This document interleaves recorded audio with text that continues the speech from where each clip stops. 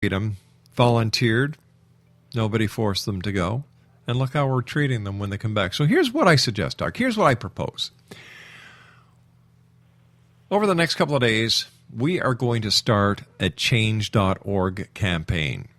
And we're going to get as many people as we can to sign the electronic petition that will go to the President of the United States.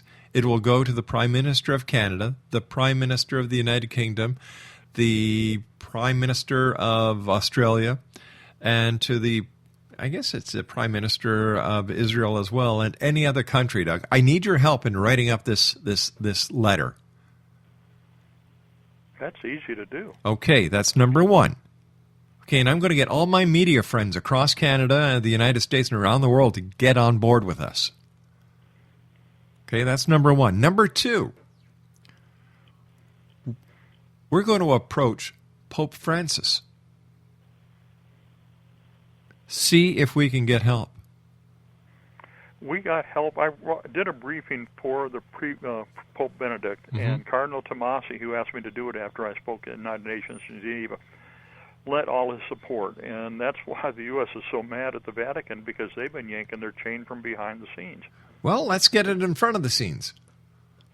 Totally again. Yeah. You know, they're here.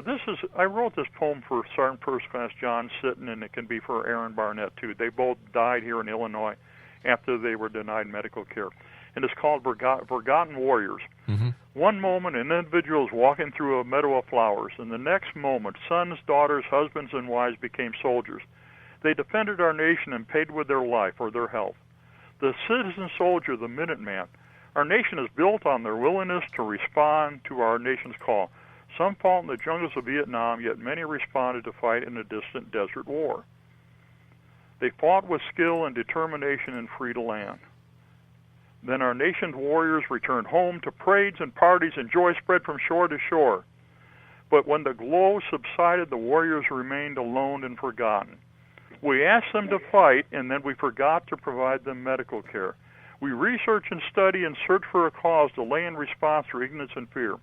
Yet the forgotten warriors suffer in silence with honor and hope. For all the forgotten warriors want is medical care. Wow.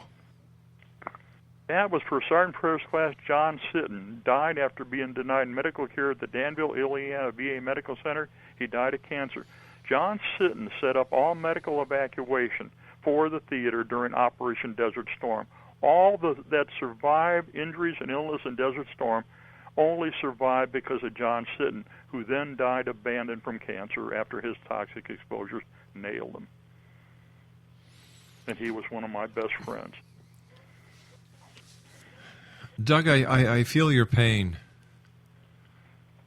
And believe me, my friend, my heart is with you and all the other families and all the other men and women who have paid for our freedom.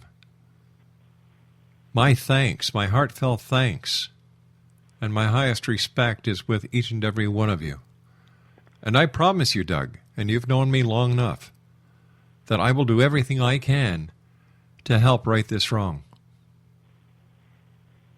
You know, you and I started a campaign many, many years ago when we did Miracle on 34th Street. Yeah. Do you believe? Yeah. Well, we can make a change and force accountability in medical care and environmental. Let's do the same thing. As Denise Nichols said, Major Denise Nichols, RN, MS, retired, disabled, we got to mobilize God's military to get help. Get the angels on our side. I think God's on our side. One of these days, accountability is going to come down from God, and I don't want to be there if I'm on the wrong side. Doug, you and I have got to say so long for tonight. Please come back soon. Let's get on this campaign right away. I'll be in touch with you over the next day or two, my friend, to make this miracle happen. Dr. Doug Rokke has been my guest. I'll be back on the other side of this break. Don't go away.